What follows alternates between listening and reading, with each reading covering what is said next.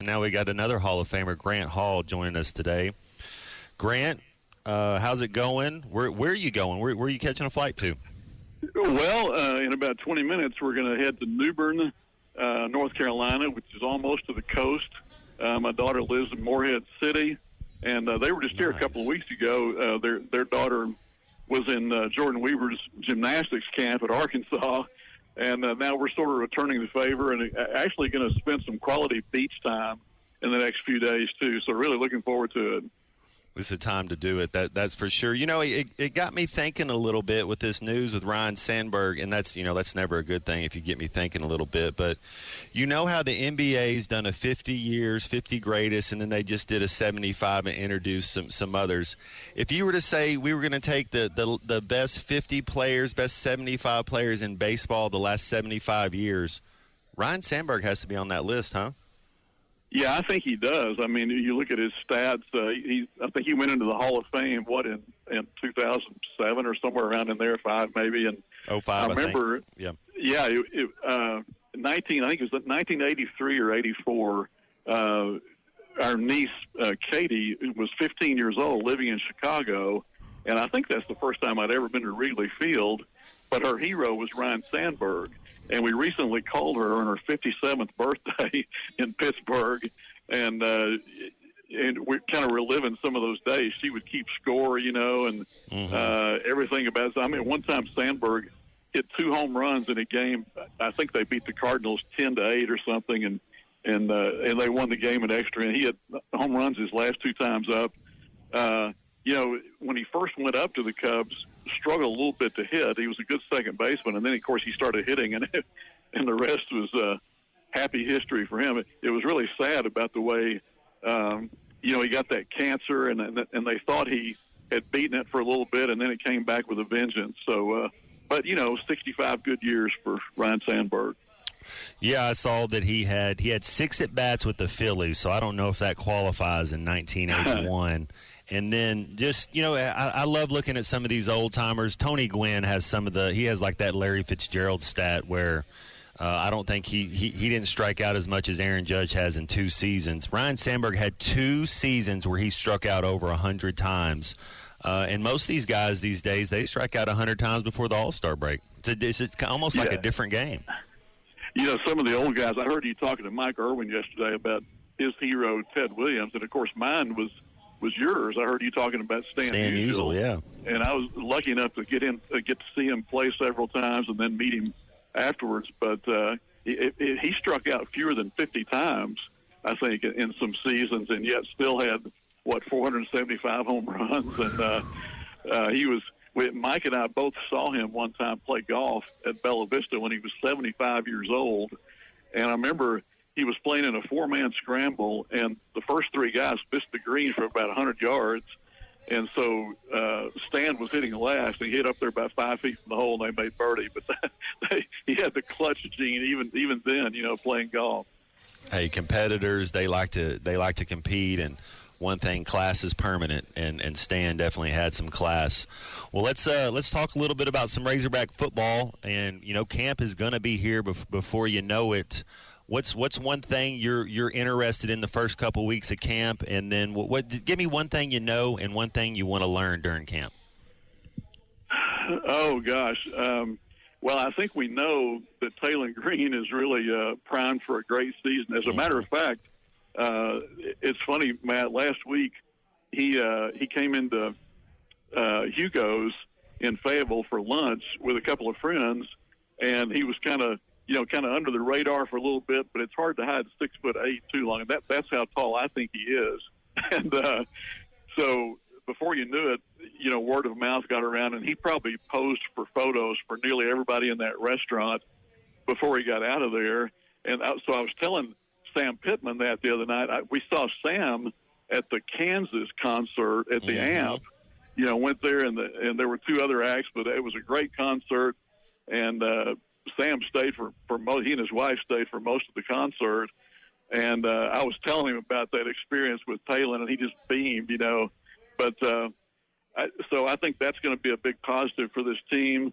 Looking to see, probably, it's interesting. I think when I get back Monday and Tuesday, I think we're going to listen to Fouch and to Perry, and I'm looking forward to hearing what they think about their position groups. I'm going to miss, Mike Irwin told me last night he's going to be there at 6:20 a.m. on Friday to see that first workout, and I think the media can go for part of that practice at least, and then we'll hear from Pittman and Souter, I guess, and at some point I believe they're going to have the coordinators maybe twice. Is that right, Clay? If you're there, but so I'm looking forward to hearing what they say about it all. I mean, I don't think that this Arkansas team is 14th.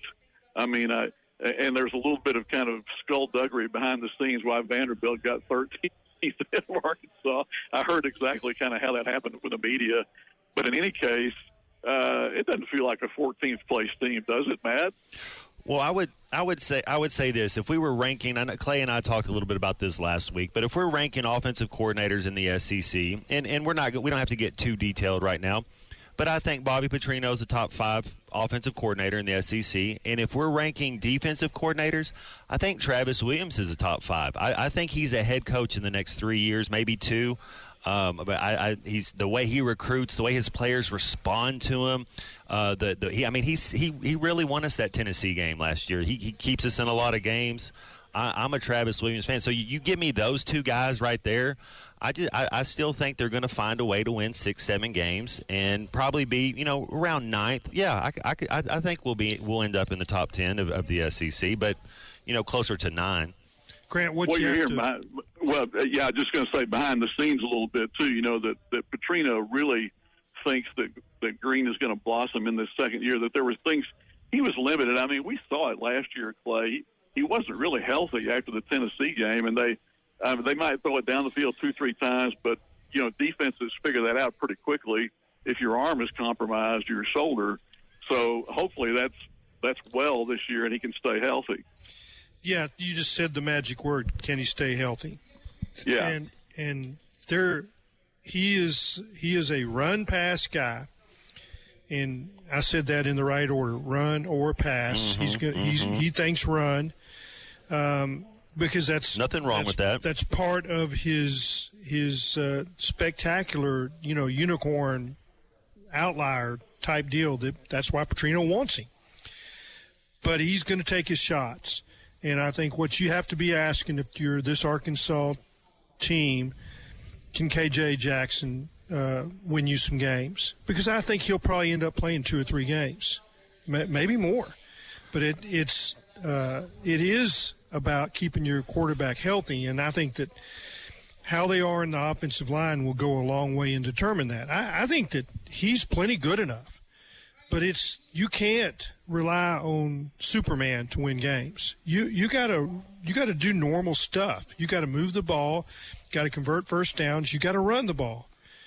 And I think that you have to be careful in what you ask for from this Arkansas team, because you have to look at that schedule. I don't know that there's been too many Arkansas teams handed this type schedule. Yeah, and it's much tougher than most of the teams, even in the SEC, I'd Correct. say.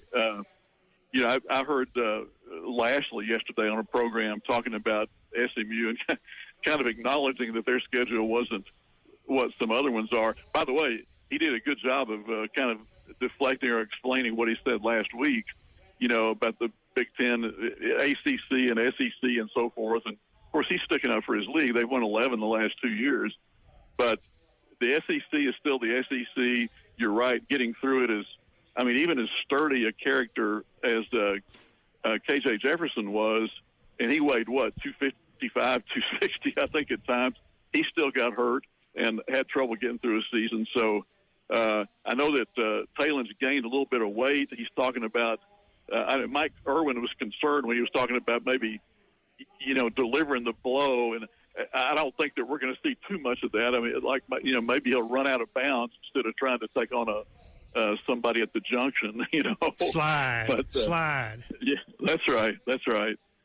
So, but I think if he can stay upright, and you're right about KJ Jackson. That all reports are that they're really high on him. So, and you're going to need 2. You're right. At least. Think they'll be? there'll be a way that, and his decision making, I'm talking about blitz, I'm talking about getting him into the right play, I'm talking about on third down. But one thing I didn't see him do last year was push the ball down the field vertical. I mean, if it was a rollout or a broken play, he might throw it deep, but there was never any time where it was like, hey, we're going to push it vertical. Do you think we can stretch the field this year?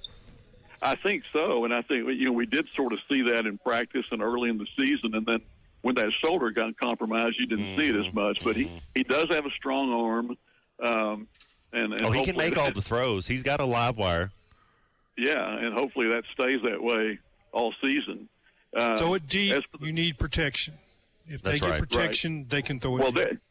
Yeah, and Sam, I think, said the other day that he believed he had 8 offensive linemen who could play. Does that sound like an inflated number, Clay, or do you think they have that many they can plug in? Well, they might. And it's one thing to say you've got plenty of guys to plug in at guard.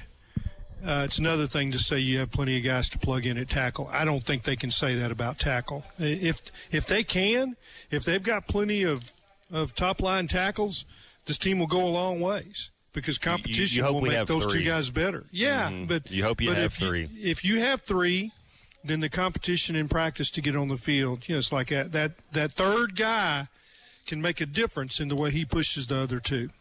Because just like you're talking about – Go ahead.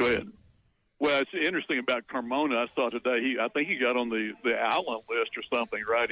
He's getting some preseason recognition, really one of the few Arkansas guys that are making even preseason first, second, third team. Arkansas has 3, right? Is that right? Coming out of media days. So yeah, Carmona is a Sunday guy. He's going to play somewhere. Yeah. He'll play. I think it's guard at the next level, but I think he's a Sunday guy.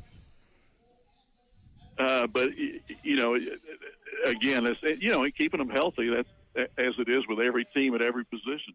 BetOnline continues to be your number one source for all your sports betting action. And with baseball in full swing and football season right around the corner, BetOnline has more ways to stay in on the action with the latest odds, news, and scores, even live in-game betting. From MLB, UFC to tennis and NFL futures, BetOnline remains your choice for sports wagering information.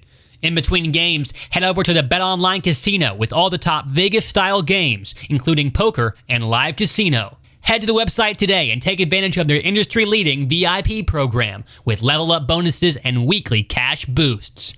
BetOnline. The game starts here.